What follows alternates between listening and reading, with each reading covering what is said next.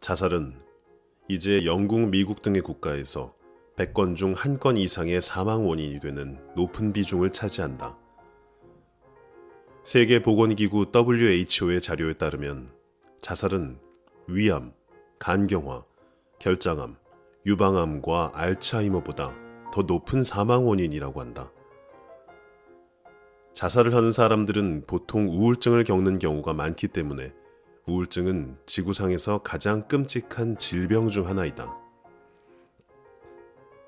우울증은 전쟁, 테러, 가정폭력, 폭행, 총기 범죄 등의 폭력을 모두 합친 것보다 더 많은 사람들의 목숨을 앗아갔다.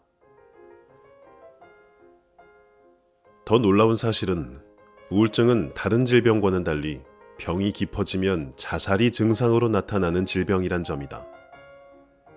그럼에도 불구하고 사람들은 여전히 우울증이 실제로 그렇게까지 심각한 일은 아니라고 여긴다. 만약 우울증의 심각성을 안다면 그렇게 말하지는 않을 것이다.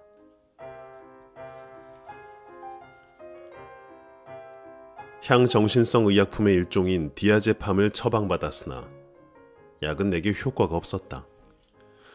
물론 내 탓도 일부 있다고 본다. 신경정신과 의사이자 과학저술가인 벤 골드베이커는 자신의 저서 배드 사이언스에서 당신은 위약에 반응한다. 마음이 속으면 몸도 속는다.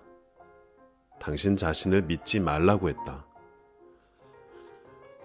이 말은 사실이고 그 반대 경우도 마찬가지다. 매일같이 한순간도 쉬지 않고 우울증과 공황장애가 계속되던 최악의 시기에 나는 모든 것이 다 두려웠다. 정말 내 그림자조차 무서웠다.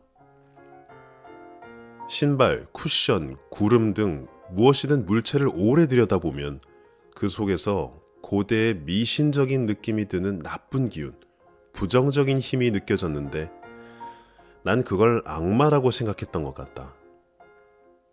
하지만 그보다 약이나 술, 수면 부족, 갑작스러운 뉴스, 심지어 마사지처럼 마음 상태에 영향을 주는 것들이 제일 무서웠다. 나중에 불안 발작이 줄어들고 나서야 내가 술을 너무 많이 마신다는 걸 깨달았다. 따뜻하고 부드러운 몽롱함에 빠져 나중에 닥칠 머리가 깨질 듯한 숙취를 망각하고서 말이다. 중요한 모임을 끝내고 나면 나는 번번이 바에 홀로 앉아 오후 내내 술을 마시다 겨우 막차를 타곤 했다.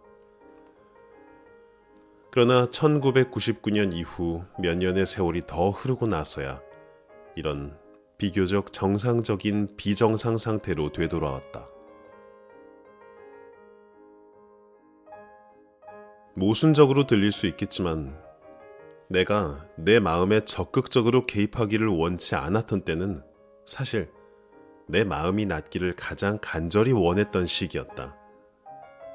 낫고 싶지 않았던 게 아니라 낫는다는 것 자체가 불가능하거나 가능성이 희박하게 보였기 때문이었다. 이것보다 더 나빠진다는 것은 끔찍했다. 지금 생각해보면 내게 역위약 효과가 진행되고 있었던 것 같다. 디아제팜을 먹자마자 나는 공황 상태에 빠졌고 공황 상태는 약의 효과를 과장했다. 비록 그것이 좋은 효과라 해도 말이다. 하지만 몇 달 후에 서양 고추나물이나 이부프로펜 같은 약에서도 비슷한 현상이 발생했다.